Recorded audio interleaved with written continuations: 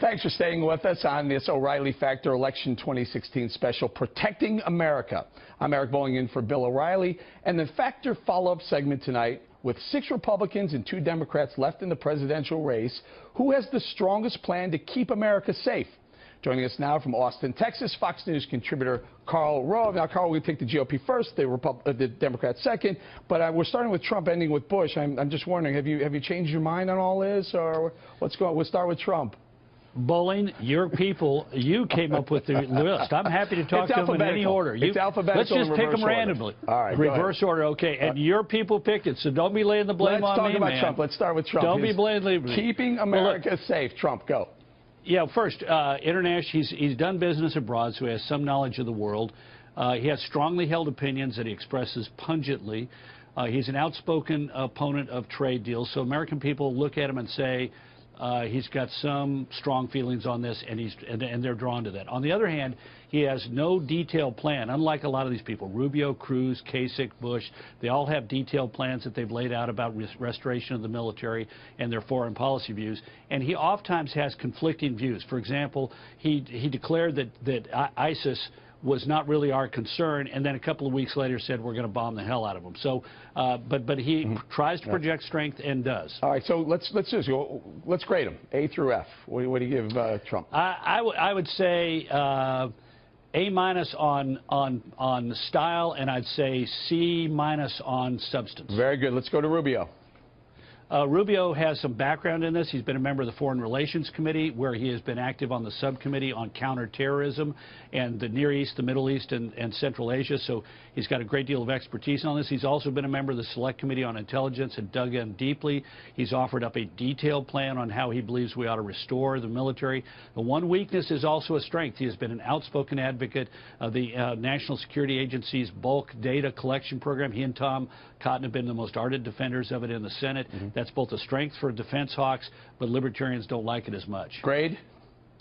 I'd give him a A- on substance, and I'd give him a on style. He really is a strong, effective leader on foreign policy. All right, John Kasich.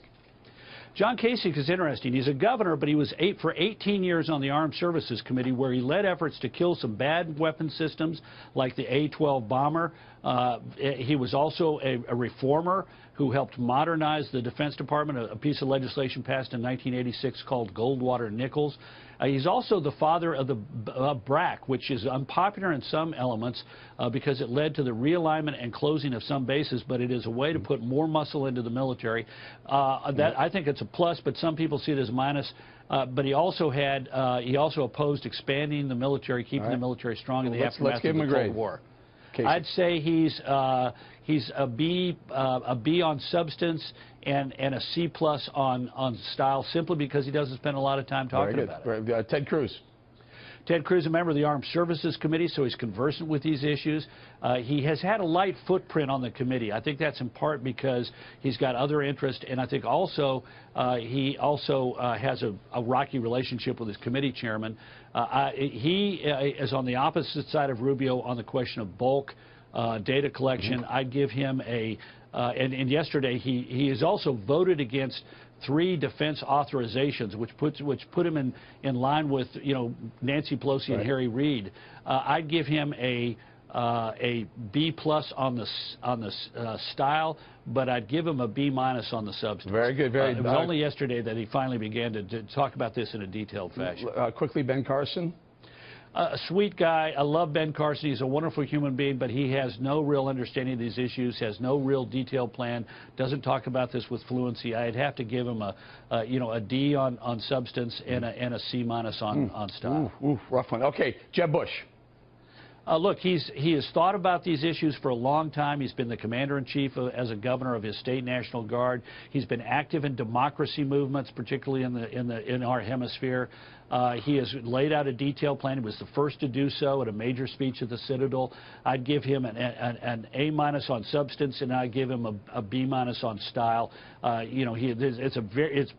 think the best plan that has been laid out there, but it's something that he hasn't sold as effectively as he might. All right, very good. Well, let's move over to the Democrat side, and we'll start with Bernie Sanders.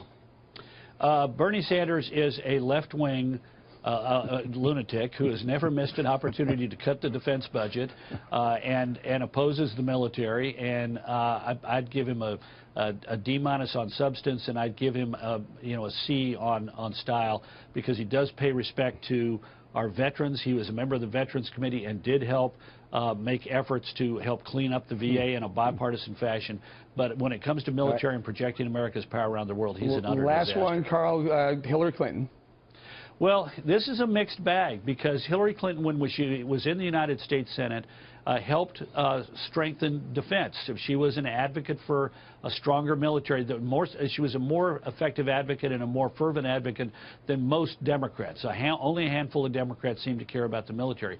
On the other hand, this has dropped to the bottom of her agenda this time around, and she rarely talks about it. I'd give her a C on style, and I'd give her a C on substance. Neither Democrat has really made talking about national defense and America's projecting its power in the world. Neither one of us made it. Mr. Rove, I think you gave Hillary Clinton a little bit higher grades than one or two of the Republicans. I'm not sure. Are you wearing blue for a reason tonight? I only gave them higher than one. If you paid close attention, which I know is tough for you, Bully. You got a limited attention span. But I am noticing the blue shirt, the blue tie, and the blue drapes in the background. It's a blue sky in Texas today, and if you like, next time I come on, I'll dress entirely in red, Bowling, if that'll make you feel better. That would make you feel a little bit better. I've noticed you've been wearing blue shirts and no tie. What's that all about? I don't know. We'll talk about it next time, Carl. Thank you so much.